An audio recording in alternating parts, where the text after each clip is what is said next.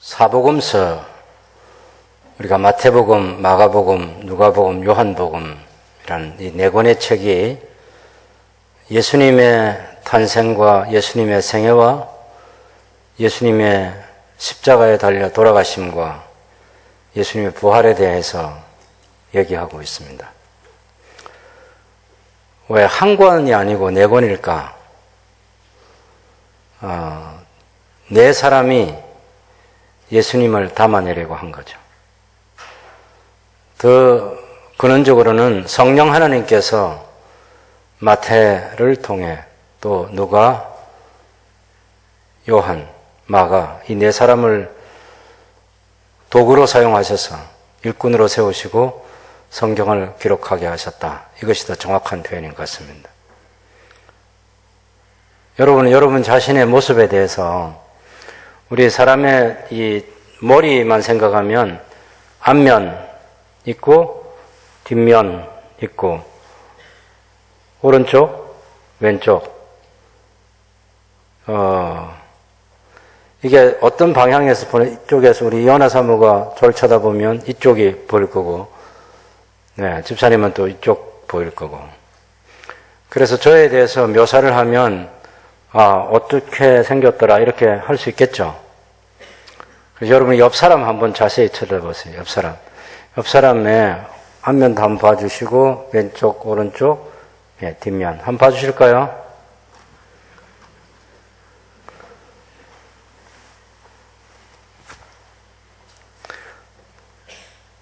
우리 김철수 장로님, 유경수 권사님이 대충 본 것 같은데 그래서 제가 물어보겠습니다.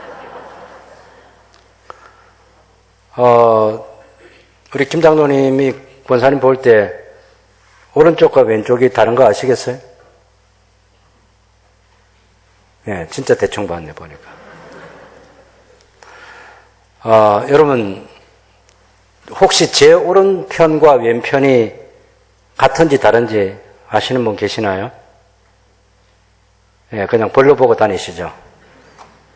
네, 저도 몰랐어요. 근데 오늘 아침에 제가 거울을 보니까 이쪽과 이쪽이 달라요. 깜짝 놀랐어요. 뭐 대단한 사실은 아니고 여기에 검은 점이 하나 더 있어요. 예, 오른쪽에는 없습니다. 여러분 하물며 이런 별것 아닌데도 이렇게 다르게 저 자신도 몰랐던 모습들이 보이는데 하물며 성경 기자가 성령 하나님의 감동을 받아서 예수님의 생애와 예수님의 돌아가심과 부활에 대한 얘기를 할 때 얼마나 성령 하나님께서 얘기하고 싶은 것들을 담아내서 얘기하겠습니까? 그 지난주일에 우리가 부활 기념주일이 지나갔지만 그래도 마태가 그려준 예수 부활의 복음이 어떤 것인지 마가가 그려준 예수님의 부활 복음이 어떤 것인지 누가가 그려준 예수님의 부활의 복음, 요한이 그려준 예수님의 부활 복음이 어떤 것인지 우리가 좀 한 가지씩 차례로 좀 살펴보면 훨씬 더 부요해질 것 같아요.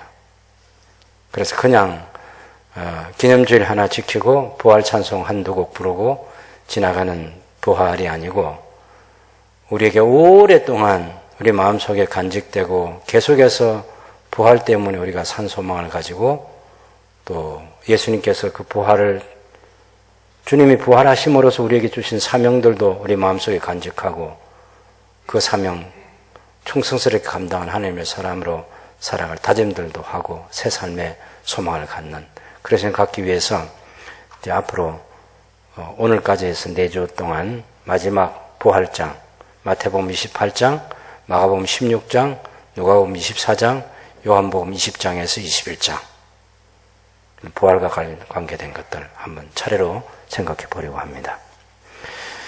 오늘 이제 마태를 통해서 예수님의 부활과 관련해서 그려준 내용은 큰 그림으로 보면 아주 간단합니다. 1절부터 10절까지는 예수님이 살아나셨다 하는 이 사실을 천사들이 알려주고 예수님께서 직접 알려주십니다. 그 다음에 11절에서 15절까지는 예수님이 부활하셨다는 이 사실을 목격자들이 와서 대제사장들과 장로들과 종교 지도자들에게 알렸는데 그것을 은폐하기 위해서 돈을 주고 예수님의 시체를 제자들이 도둑질해 갔다고 소문을 퍼뜨리라. 헛소문인데 그것이 사실인 양 그런 소문을 퍼뜨리라 하고 해서 예수님의 부활을 은폐하려고 하는 사람들이 있었습니다. 그런데 예수님께서는 그 예수님 부활했던 사실을 은폐하려는 사람들은 계속해서 은폐하려고 하겠죠. 숨기려고 하겠죠. 근데 예수님은 숨길 수 없도록 당신의 제자들을 불러서 예수님이 살아나신 것을 직접 보여주고 이제 모든 민족들에게 이 사실을 알려라. 내가 하늘과 땅의 모든 권세를 다 가지고 있는 만왕의 왕이고 만유의 주인데 예수님이 살아나셨다는 이 부활의 소식을 모든 민족들에게 알려서 예수님의 제자로 삼으라. 그 마지막 사명을 주신 내용이 16절에서 20절까지입니다. 마태가 그려준 예수님의 부활의 복음에 관한 그림은 석장이에요. 한 장은 크게는 한 장이지만 중요한 한 부분이 예수님이 살아나셨다는 것을 천사와 예수님이 직접 알려주는 것이고 또 예수님이 부활했다는 이 사실을 은폐하기 위해서 대제사장과 돈을 받고 팔린 그 경비병들 예수님의 부활 소식이 제자들이 시체를 훔쳐갔다고 하라고 해서 그 소문을 퍼뜨리고 있는 그런 사람들에 대한 그림이 한 부분이 있고 또 한 부분은 예수님 제자들이 모든 민족을 제자 삼기 위해서 주님이 명령을 따라서 그 일을 성실하게 감당해서 이 성경 이후에 사도행전과 또 다른 서신들을 보면 땅끝까지 예수님의 복음, 부활 복음을 알리기 위해서 노력하는 사람들의 헌신된 모습들이 그려져 있는 거죠.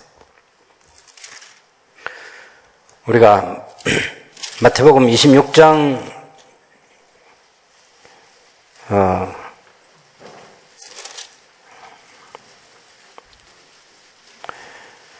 예수님께서 이제 26장 1절부터 보면 예수께서 말씀을 다 마치시고 제자들에게 너희가 아는 바와 같이 이틀이 지나면 6월절이라 인자가 십자가에 못 박히기 위해서 팔릴 것이다 라고 이렇게 얘기한 그때로부터 해가지고 한 3일 동안 굉장히 힘들고 어려운 시간이 지나갔습니다. 그래서 예수님이 잡히시고 또 신문 당하시고 재판받으면서 대제사장들 그리고 총독 빌라도 헤롯 왕 또 총독 빌라도에게까지 마지막 십자가의 형을 져야 된다는 그 십자가 선고가 있을 때까지 굉장히 어렵고 힘든 시간을 보내셨고 27장에 와서 드디어 예수님께 십자가를 지고 골고다 언덕에 가셔서 십자가에 달리시고 아침 9시부터 오후 3시까지 십자가에 달려서 많은 고난, 이루 말할 수 없는 고난이죠. 그 고난 받으시고 너무 힘든 시간 보내시면서 엘리 엘리 라마 사박다니 하나님께 왜 하나님 나를 버리셨습니까? 하고 절규하시고 내가 목마르다고 너무 목마름의 고통 가운데서 부르짖으시고 마지막에 다 이루었다 하시고 내 영혼을 아버지께 부탁합니다 하고 돌아가신 예수님이죠. 그러고 나서는 아리마대 요셉이 예수님의 시체를 달라고 해서 무덤에 자기가 판 그 묘실에 묻었고 그리고 대제사장들과 종교 지도자들은 총독에게 가서 예수님이 살아있을 때 사흘에 다시 살아난다고 얘기했는데 진짜 그 시체를 누군가 훔쳐가서 살인을 한 것을 우리가 기억하는데 사흘 동안 그 무덤을 굳게 지켜야 되지. 만약 제자들이 도둑질에 가고 시체가 없어지면 처음 예수님 때문에 일어났던 그 혼란보다 훨씬 더 큰 혼란이 있게 될 것이다.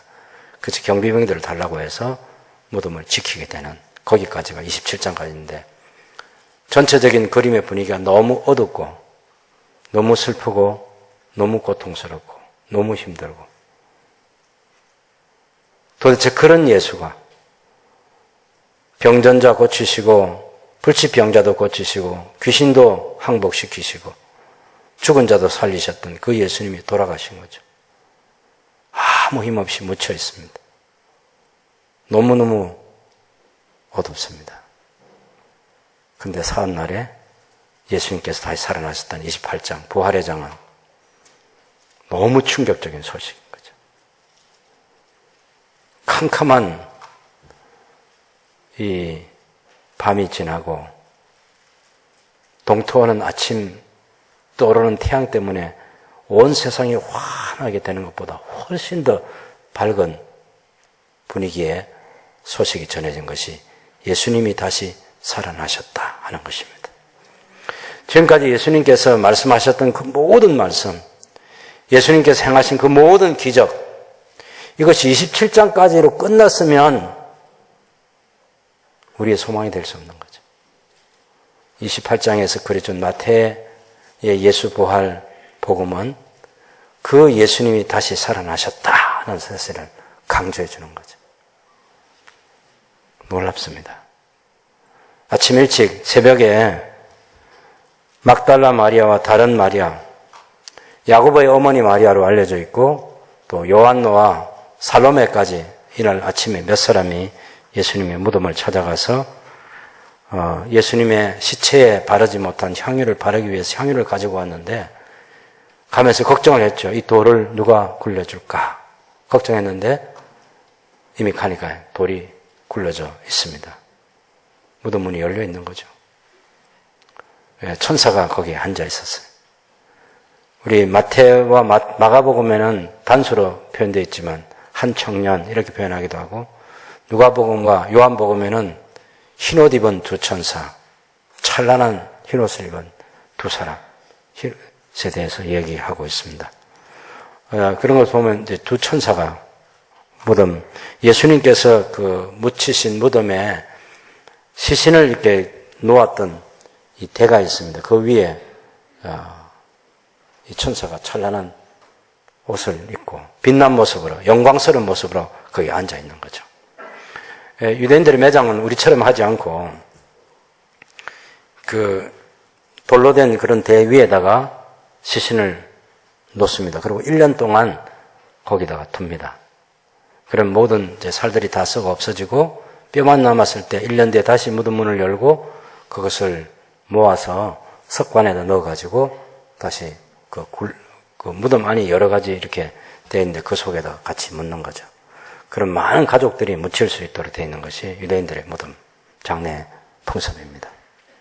예수님도 그런 이제 아리마대 사람 요셉이 니고데모와 함께 그런 대 위에다 예수님 시신을 이제 세마포로 이렇게 싸서 거기다 뉘어가지고 이제 둔 거죠. 정상적으로 하면 1년 뒤에 꺼내서 뼈들만 모아가지고 다시 장례를 치르게 되죠.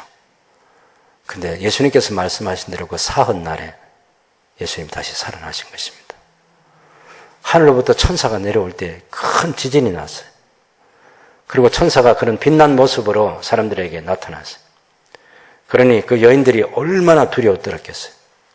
여인들보다 더 놀란 사람은 먼저 예수님이 부활하시고 그 천사들이 진행하는 그것을 바라본 목격자인 경비병들이 너무 충격에 떨려서 죽은 사람같이 됐다 그렇게 말합니다. 4절에 보면 지키던 자들이 그를 두려워하여 그를 무서워하여 떨며 죽은 사람과 같이 되었더라. 여러분, 예수님이 부활하시는데 하늘에 천사가 내려와서 도와줄 필요가 있을까요? 없죠. 그냥 예수님이 살아나시면 되죠. 왜요? 예수님은 하나님이시니까. 예수님은 부활할 때 누군가 옆에서 부축해 줄 필요가 없죠. 그냥 살아나시면 되니까. 예수님은 무덤 문을 열고 나올 때 누가 와서 돌을 굴려줄 돕는 자가 필요 없죠. 그냥 나오시면 되는 거죠. 근데 왜 하늘에서 천사가 내려오고 지진이 나고 그 무덤을 지키는 자들이 충격에 빠져가지고 죽은 사람같이 되는 그런 일이 왜 필요할까요? 예수님이 다시 살아났다는 이 소식을 알리기 위해서는 그 정도의 퍼포먼스가 필요한 거죠. 사람들을 위해서입니다. 그 경비병들과 그 후에 믿을 사람들을 위해서 그런 퍼포먼스를 통해서 예수님이 부활하신 것은 하늘과 땅이 알 수 있는 그런 놀라운 사건이다라는 사실을 알려주고 있는 거죠. 예수님께서 그렇게 살아나신 것입니다. 부활하셨어요. 근데 직접 부활하는 그 과정은 이 성경 기자가 얘기하잖아요. 그건 모르니까. 어쨌든 그 예수님 부활하신 것을 목격했던 경비병들이 두려워 떨었고, 천사들이 여자들에게 그 이후에 무덤을 찾은 여인들에게 얘기를 했습니다. 너희가 무서워하지 말라. 십자가에 못 박히신 예수를 너희가 찾는 줄을 내가 아노라. 그 예수님께서 여기 계시지 않고 예수님 말씀하신 대로 살아나셨느니라. 와서 예수께서 누우셨던 것을 보라. 그리고 빨리 가서 예수님의 제자들에게 예수님이 죽은 자 가운데서 다시 살아나리라고 말씀하신 그대로 살아났다는 사실을 알려라. 예수님이 죽은 자 가운데 살아나셨고 너희보다 먼저 갈릴리로 예수님이 가신다고 알려서 갈릴리에서 예수님을 볼 수 있다는 사실을 알리라고 여인들에게 천사가 얘기했습니다. 여인들도 충격을 받은 거죠. 부활하신 예수님의 모습은 보지 못했지만 그 예수님의 부활 소식을 알려주는 천사가 얼마나 영광스러운 빛난 모습으로 그곳에 앉아서 말씀하시든지, 그리고 그 목소리가 얼마나 자신 찾겠어요. 여러분 생각해 보세요. 와서 보라. 예수께서 말씀하시던 대로 살아나셨느니라. 그 시체가 누인 것을 한번 보라고. 그가 살아나셨다. 없다. 이 충격적인 소식인 거예요. 여인들이 그 천사의 말을 듣고 예수님 제자들이 알리기 위해서 무섭고 너무 두렵고, 소름 끼치는 정도가 아니잖아요. 너무 무섭지만 한편은 너무 기쁜 거 있잖아요. 이 사람들은 이제 갈릴리에서 따라다니는 사람들인데 얼마나 예수님을 사랑하고 예수님을 존경하고 십자가 지시는 그 현장에 가서도 그 처참한 모습, 예수님의 고통과 눈물과 부르짖음과 그 모든 것을 눈으로 보고 귀로 들었던 사람들이, 예수님의 묻히시는 모습 보면서 한없이 울었던 이 사람들이 예수님이 살아나셨고 그 예수님의 그 소식을 알리기 위해서 지금 천사들의 말을 듣고 가는 중입니다. 당연히 기쁘죠. 근데 그때 예수님이 나타나셔서 평안하냐 물어본 거죠. 그래서 예수님인 줄 알고 가서 발을 붙들고 경배하고 예수님 내 형제들에게 가서 알리라고. 10절에 보면 이제 예수께서 이러시되 무서워하지 말라. 가서 내 형제들에게 갈리로 가라. 예수님께서 전에는 제자들을 예수님께서 보내시는 사도로, 제자로 그렇게 불러줬지만 이제는 내 형제라고 이렇게 부르고 있습니다. 예수님의 제자들을 형제라고 불러주는 거죠. 겁쟁이들, 비겁한 사람들, 배신자들, 도망자들, 그리고 두려움에 떨면서 문을 잠그고 방에서 나오지 못하는 그런 제자들을 예수님께서 내 형제라고 불러주시는 거예요. 부끄러워하지 않습니다, 우리 주님이. 이제는 주님의 부활 때문에 이렇게 겁 많고 주님을 배신했던 이 제자들이 어떤 사람으로 바뀌어질 것인지 주님은 아시는 거죠. 아니, 주님이 바꾸실 거죠. 그래서 내 형제들에게 내가 살아났다는 사실을 알려라. 부활의 기쁜 소식입니다. 여러분, 이 세상에 지금까지 있었던 뉴스 가운데 가장 큰 뉴스는 예수님이 죽은 자 가운데서 다시 살아나셨다는 사실입니다. 가장 위대한 사건이에요.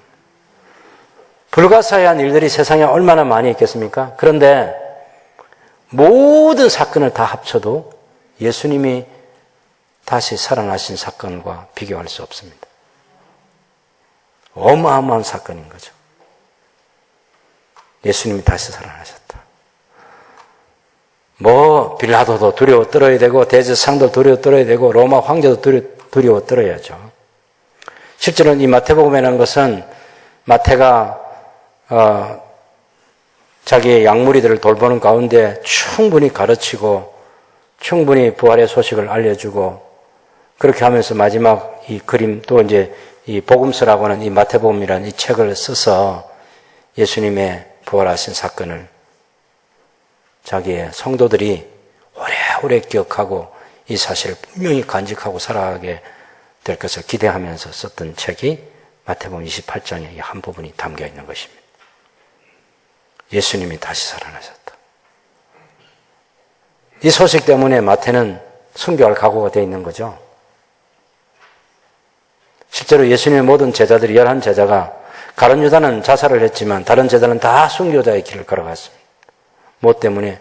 예수님의 부활이 사실이라는 그 사실을 증거하는 일을 위해서 생명을 아까워하지 않았습니다. 한편은 이런 제자들이 그 사명을 감당하려고 하는데 예수님이 부활하신 사실을 목격했던 그 목격자들, 경비병들이 자기들이 어떻게 할 수 없는 예수님의 부활을 막을 수 없는 거죠. 근데 그들의 사명은 이제 지금이라도 빨리 달려가서 자기들에게 무덤을 지키라고 한 그 사람들에게 예수님이 다시 살아나셨다는 사실을 알리는 그것이 자기들의 책무였습니다. 그래서 새벽에 일찍 여러분 11절을 보면 여자들이 갈 때 경비병 중 몇이 성에 들어가 모든 된 일을 대제사장들에게 알리니 아직 아침, 이른 아침, 새벽입니다. 새벽. 거기 대제사장이 있어요. 왜냐하면 그날이 바로 초실절 제사를 드리는 날이기 때문에. 초실절은 언제냐면 6월절이 지나고 나서 이제 우리 금요일을 예를 들면 금요일이 6월절이에요. 그러면 그 금요일 날 6월절 날 예수님께서 돌아가셨고 그 다음 날이 이제 안식일 날이잖아요.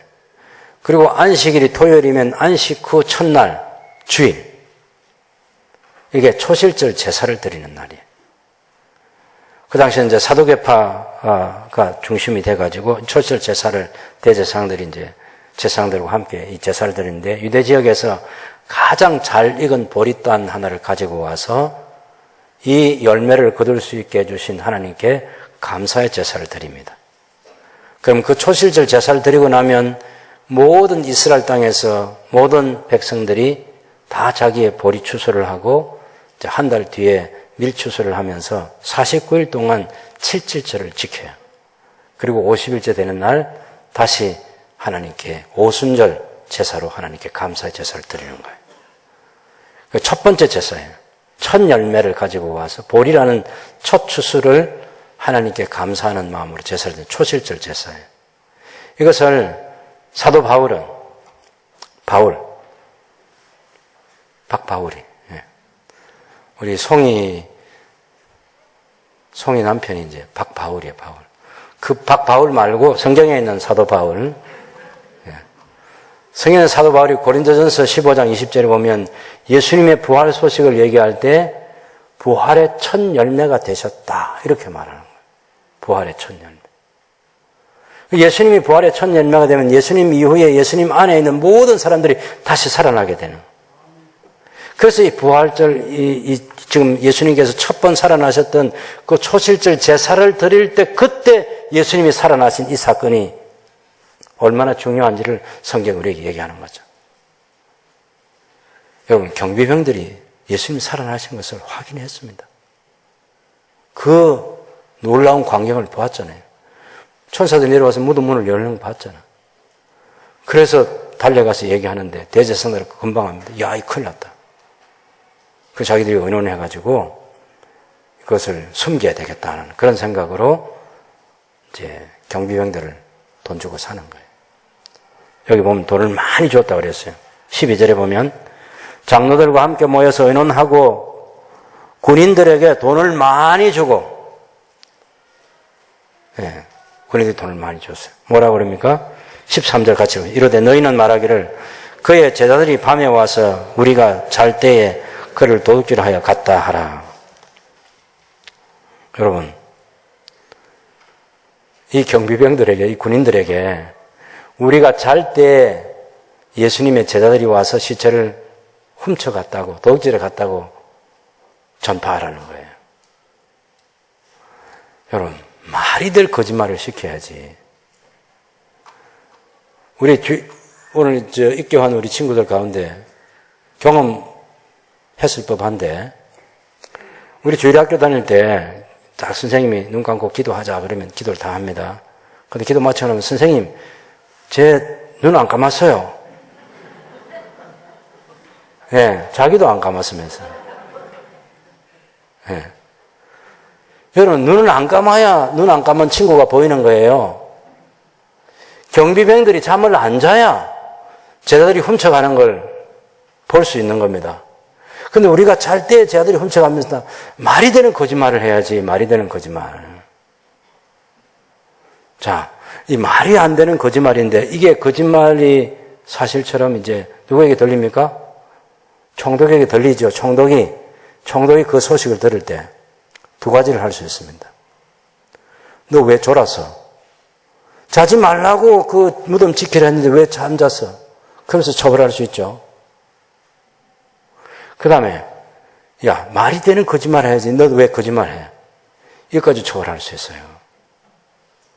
대제상이 거기까지 계산하는 거 있잖아요. 이 대제상은 보통 머리가 아니에요. 저 같은 목사도요, 눈치가 있습니다, 눈치가. 하물며 대제상들이 보통이겠습니까? 총독이 이 사실을 알면 큰일 난다. 대신 군인들에게 걱정하지 마라. 총독에게 이 거짓말이 들려도 우리가 다 알아서 하겠다. 뭘 가지고? 돈 많이 있잖아. 너희들에게 준 돈, 그 돈 말고 우리 저 창고에 돈 많이 있거든? 총독에게 돈을 주고 입막음할 테니까 걱정하지 마라. 일단 거짓말만 해라. 제자들이 우리가 잠잘 때 시체를 훔쳐갔다고 해라. 저 군병들이 그것을 알리기 시작했다는 거죠. 여러분, 우리 친구들이 알아야 될 것은 당시의 대제사장들, 성전을 중심으로 해서 관련 대제사장들 돈이 많습니다. 왜 돈이 많으냐? 전 세계 유대인들이 1년에 한 번 대제사장이 지성소에 들어가서 속죄 제사를 드려줘요. 속죄 제사를 드리면서 하나님께 죄를 용서해달라는 것을 그 사면을 청원합니다. 그게 없으면 죄 용서받지 못한다. 그것 때문에 모든 유대인들이 1년에 돈 벌어가지고 11조를 다 가지고 명절을 지키기 위해서 예루살렘에서 11조를 냅니다. 얼마나 많은지요. 전에 가져왔던 거 창고에 쌓여있는데도 그걸 한 달 전부터 새로운 창고 새롭게 비웁니다. 그렇게 해서 돈을 가득 채워요. 그 돈 가지고 좋은 일도 물론 하지만 이런 나쁜 일도 하는 거예요. 그 돈이 많습니다. 그래서 야, 그 돈 다 어디 있지? 그렇게 생각하면 안 됩니다. 목사가 수준이 아니에요. 예? 돈이 많습니다. 돈이 많아요. 근데 여러분 생각해 보세요. 이 거짓말이 마태가 이 성경 기록할 때 아직도 그런 거짓말이 나돌고 있다는 거죠. 말도 안 되는 거짓말이 나돌고 있어요. 아직까지. 여러분, 어느 게 쉬운지 한번 생각해 보세요. 예수님이 부활하셨다는 사실을 목격한 이 제자들이, 그 군병들에게 그 제자들이 훔쳐갔다고 소문을 퍼뜨리라. 돈을 주면서. 실제로 제자들이 훔쳐갔다면 우리가 너희한테 돈을 줄 테니까 찾아와라. 어느 게 더 쉬워요? 찾아오는 게 쉬워요. 상금을 걸고 찾아오라는 게 쉬워요. 거기가 예루살렘이 그거 뻔합니다. 그거. 숨을 데도 없습니다. 총독의 군병들을 풀어가지고 금방 잡아낼 수 있어요. 그런데 예수님 부활 성천하시고 나서 성경을 보면 그 사도들, 베드로와 요한, 이 목격자들과 다른 사도들과 성도들이 예수 부활 소식을 전하지 않습니까? 대제사장들 앞에서도, 유대인들 앞에서 세계에서 절기를 지키러 온 그 유대인들 향해서도 너희가 십자가에 못 박아 죽인 그 예수를 하나님이 살리셨고 우리 보고 증인되라 하셨다. 우리가 보고 들은 것을 말하지 않을 수 없다.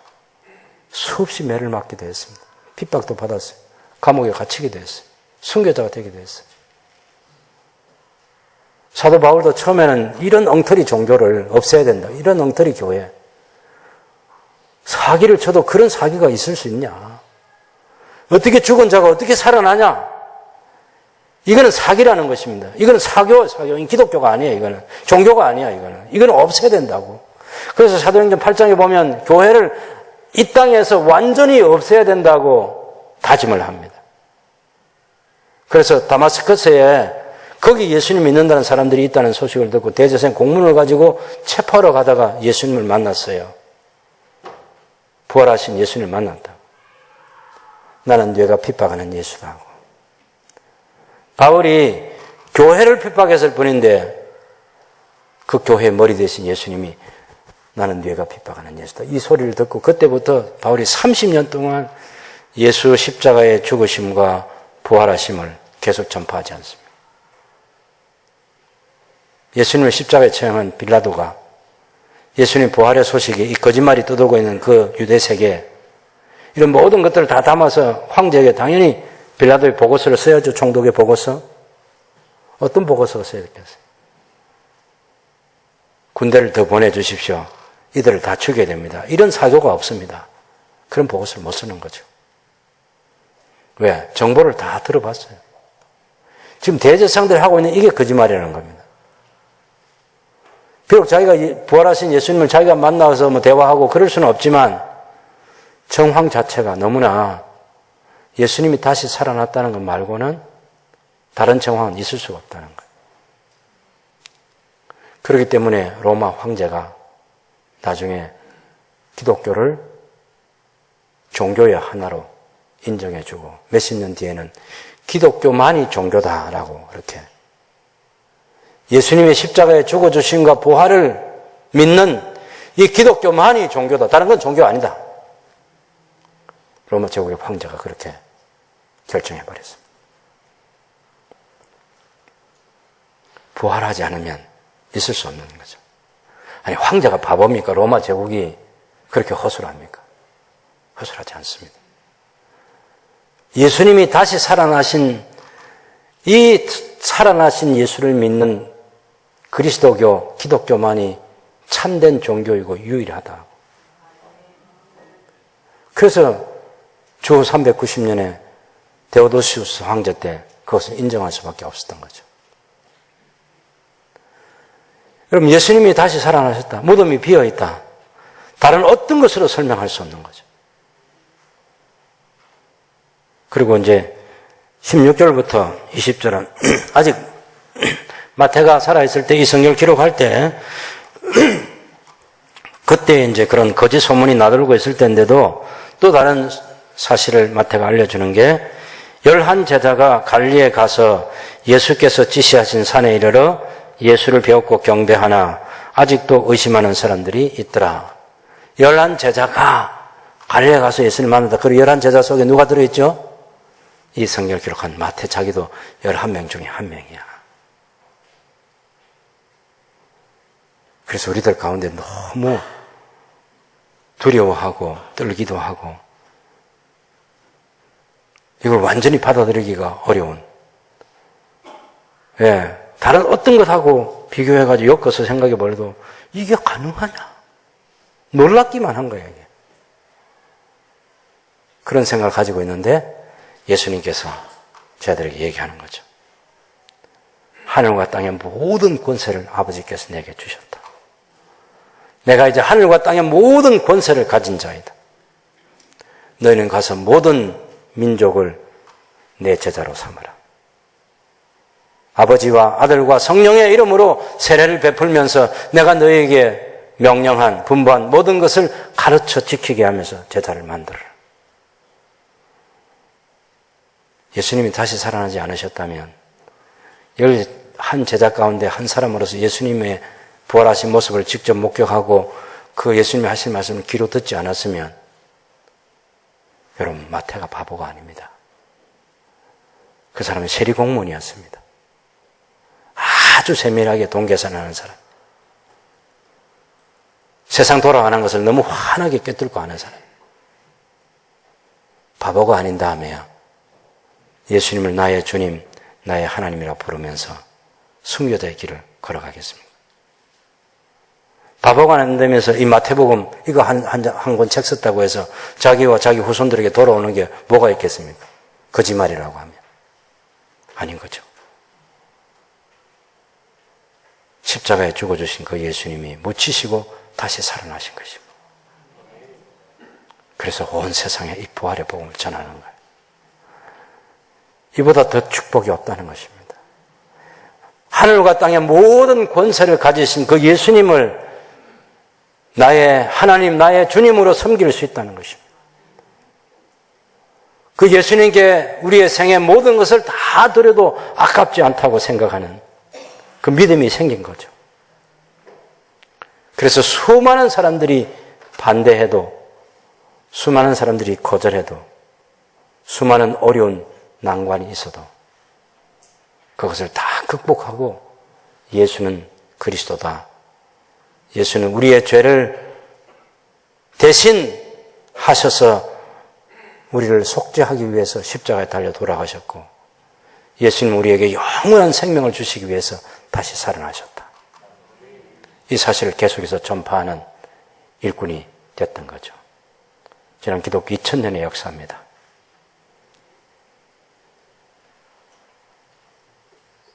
예수님이 부활하지 않았으면 모든 것이 헛됩니다.